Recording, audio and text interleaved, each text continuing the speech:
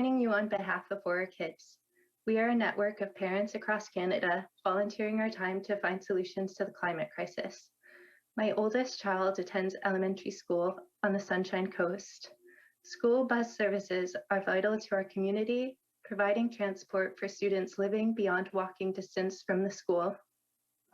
I'm requesting that BC's budget increase the line item for electric school buses so that 100% of the buses are all electric. I was really excited to hear that the province has already agreed to fund electric school buses. However, there's an urgent need for the transition to happen much faster and move completely away from diesel buses. The two main problems with diesel buses are environmental and health related. The latest IPC report paints a bleak future unless more is done by every level of the government to decrease emissions.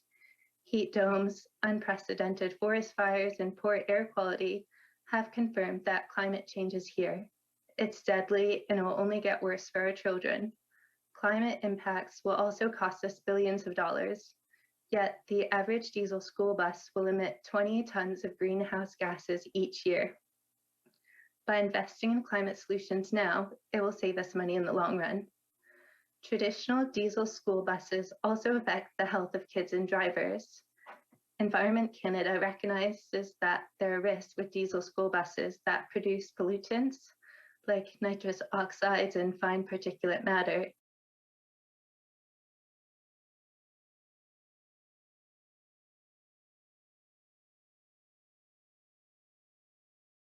Also puts the health of bus drivers at risk with pollutants in diesel exhaust that are proven to cause lung cancer, as well as lung and heart disease. Workers with the heaviest and most exposure have been found to have lung cancer and the highest death rates. Electric school buses are a greener and safer alternative. They're now being made by Canadian companies like Lion Electric for delivery around North America to states like Virginia, which have already pledged to go 100% electric with its school bus fleet. Provinces in Canada are already invested in electric school buses. Quebec has committed $250 million over the next 3 years. This target will translate into a reduction of about 800,000 tons in greenhouse gas emissions. BC's school bus acquisition program bought 18 electric school buses last year out of 101 school buses purchased. That means that 83 diesel buses were added to our network. Those new diesel buses will spend over a decade on the road, adding to BC's emissions and to pollution getting into the lungs of BC students. There was recently an announcement by the Canadian Infrastructure Bank for support of 280 electric school buses. This is really encouraging, but we are still seeking more details of the timing of this. How many per year? And how many diesel buses will be purchased in the same time frame? Every new diesel bus bought over the next 10 years will spend 10 years in service, extending the transition until the new buses need to be replaced. Right now, electric buses cost a bit more than twice as much as a new diesel bus. However, the savings are substantial, as lifetime operating costs are about 35% lower than diesel buses. The upfront costs, particularly when the charging infrastructure is factored in, are too high for school districts, and so funding from a higher level is required. Our hope and our request to you is that the new BC budget ensures we get to 100% electric school bus acquisition. Every new diesel bus is a wasted opportunity, and we need to transition to the existing fleet as fast as possible to reduce emissions and protect our kids' health. Being climate leaders will also communicate to our kids that adults are listening. They want a transition to a low carbon world. There's nothing a parent wouldn't do to protect their child, and so I'm asking you to invest in the health and well-being of our children. Thank you, and those are my kids in the background. And would they like to add something? Would you like to add anything? Who should I send? Hey, Go see Daddy. Turn it off. Sorry. Did he say time to go? Okay, well, we better get our questions in a hurry.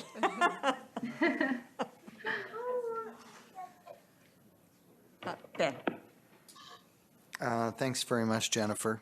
And, I guess the question that comes up in my mind, the hydrogen fuel cell, the development here in British Columbia by Ballard. Yes.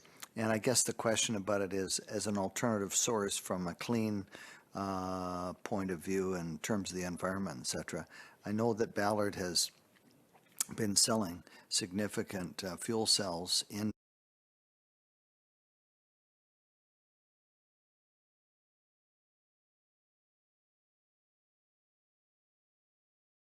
more.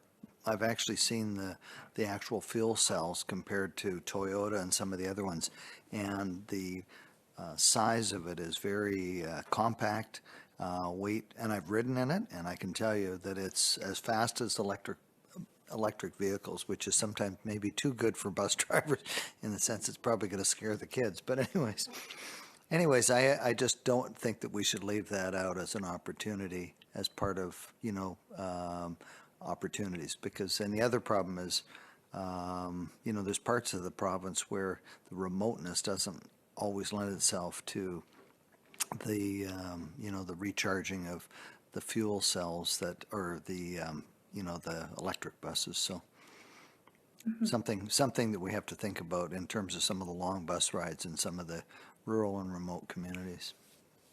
Yes.